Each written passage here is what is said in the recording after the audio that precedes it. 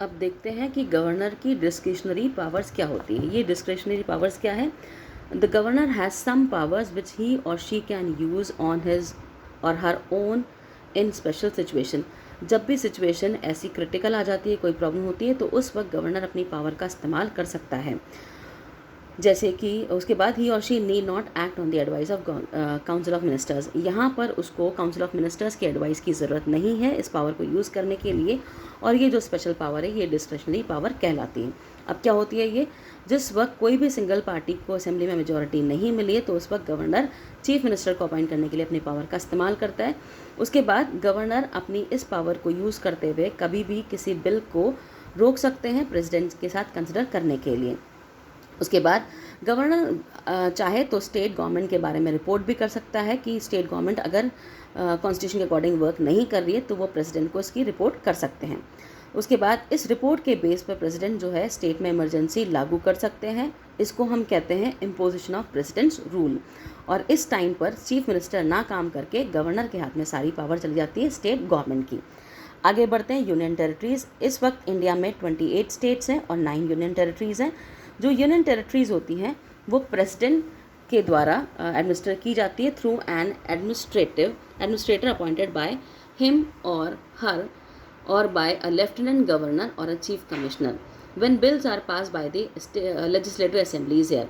जब भी यहाँ की लेजिस्लेटिव असेंबली कोई बिल पास करती है, तो the administrator or lieutenant governor gives his ascent.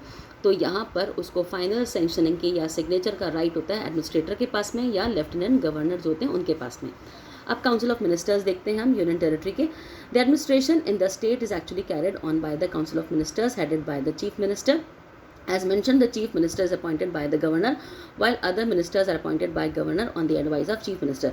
जिस तरह से राज्य के अंदर राज्य सरकार काम करती है, गवर्नर उसको अपॉइंट करता है सारे चीफ मिनिस्टर्स के एडवाइस के साथ में, उसी तरह से the council of ministers is collectively responsible for legislative assembly of the state. तो सारा जो काम होता है वो लेजिस्लेटिव असेंबली जो होती है स्टेट की, उसके हाथ में होता है। Government must always have a majority in the house. Government के पास में हमेशा हाउस में मेजॉरिटी होनी चाहिए, तभी वो कंटिन्यू कर पाएगी। If it loses this majority, और अगर किसी कारण से मेजॉरिटी चली जाती है due to a vote of no confidence, तो उस वक्त क्या होता है? The government can not continue to rule. तो उस वक्त सरकार रूल नहीं कर पाती है। Individual ministers can also be asked to leave the council. Individual किसी मंत्री को आप काउंसिल छोड़ने के लिए भी बोल सकते हैं। अब चीफ मिनिस्टर की पावर क्या क्या है? The chief minister is the head of council of ministers and enjoy special position. हर राज्य के अंदर चीफ मिनिस्टर जो होता है वो काउंसिल ऑफ मिनिस्टर्स का हेड होता है। और इसकी पावर्स क्या क्या होती है? सबसे पहले ही और she is the leader of the party in majority. इस मेजॉरिटी पार्टी का लीडर होता है। The chief minister has the power to select other ministers. बाकी मिनिस्टर्स यही अपॉइंट करते हैं। और मिनिस्टर्स होल्ड ऑफिस, जब तक वो चाहेंगे चीफ मिनिस्टर, तब तक ये मिनिस्टर्स के पास में पावर रहेगी। अगर बीच में चेंज करना चाहते हैं तो चेंज कर सकते हैं, डिसमिस करना चाहते हैं तो डिसमिस भी कर सकते हैं। उसके बाद ही और she allocates portfolios to the minister. कौन सा मिनिस्टर क्या काम करेगा, ये ड्यूटीज़ भी यही ट्रांसफ़र करते हैं। और transfer a minister from one ministry between the session, मैंने आपसे बोला एक मिनिस्टर को दूसरी मिनिस्ट्री भी दी जा सकती है, बीच में ट्रांसफ़र भी की जा सकती है। उसके बाद कैबिनेट के चेयरमैन भी यही होते हैं। ही और शी समन्स इट्स मीटिंग, सारी मीटिंग्स इनके हाथ में होती है। प्रिसाइडिंग ऑफिसर यही होते हैं। Work of departments is coordinated. Chief minister का काम होता है सारे डिपार्टमेंट्स के वर्क को कोऑर्डिनेट करना। उसके बाद अगर इन केस किसी भी कारण से चीफ मिनिस्टर रिज़ाइन करता है, तो उस वक्त creates a vacancy, the resignation or death of the chief minister dissolve the cabinet. तो उस वक्त अगर रिज़ाइन करते हैं या उनकी डेथ हो जाती है तो पूरा कैबिनेट ही डिसॉल्व हो जाता है। Now how a bill becomes law.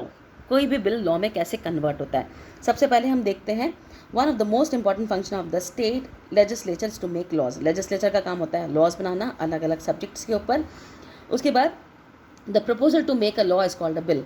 जब भी हम कोई प्रपोजल पास करते हैं किसी कानून को बनाने के लिए, तो उसको बिल कहा जाता है। अब ये बिल आपके दो तरह के हो सकते हैं, ordinary bill and money bill. Ordinary bill जो होता है वो मनी बिल के अलग जो मैटर्स होते हैं उनको लेकर होता है। ये बिल जो है आइदर हाउस, किसी भी हाउस में, लेजिस्लेचर के किसी भी हाउस में ओरिजिनेट हो सकता है, जबकि मनी बिल जो है सिर्फ विधानसभा में ही ओरिजिनेट होगा। अब प्रोसीजर क्या है बिल्स को पास करने के लिए? The bill is introduce in the house and the title of the bill is red out. सबसे पहले बिल इंट्रोड्यूस होता है हाउस में, उसका टाइटल जोर से पढ़ा जाता है, इसको फर्स्ट रीडिंग कहते हैं।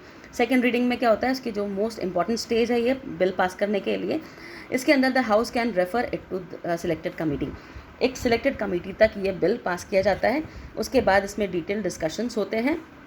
थर्ड रीडिंग जो होती है वो एक फॉर्मेलिटी होती है, after which it goes to other house, उसके बाद ये दूसरे हाउस तक ट्रांसफ़र किया जाता है, वेयर ये सेम प्रोसीजर फॉलो होता है, डिस्कशन का सारा, और उसके बाद एक स्टिपुलेटेड टाइम होता है 3 मंथ्स का for the first time and a month after the second time. पहली रीडिंग के बाद में 3 महीने का टाइम मिलता है और दूसरी रीडिंग के बाद में 1 महीने का टाइम मिलता है। 1 महीने का टाइम मिलता है आपको डिस्कशंस करने के लिए।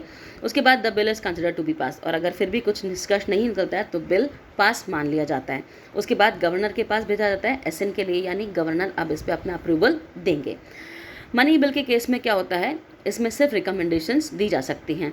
It can only delay the passage of the bill for 14 days.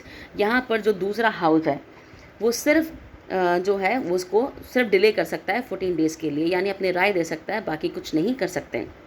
It is passed in the Vidhan Sabha which has the final से। डिले के बाद भी अगर विधानसभा एज इट इज़ इसको पास करती है तो ये बिल पास मान लिया जाता है। यहाँ पे गुड टू नो आपको दे रखा है कि सुचिता कृपलानी 25 जून 1908 1 December 1974, born Sucheta Mazumdar, was an Indian freedom fighter and a politician in UP, India. In 1963, she became the Chief Minister of UP, the first woman to hold that position in any Indian state. किसी भी राज्य में जो पहली CM बनी थी वो थी सुचिता कृपलानी, ये यूपी में बनी थी।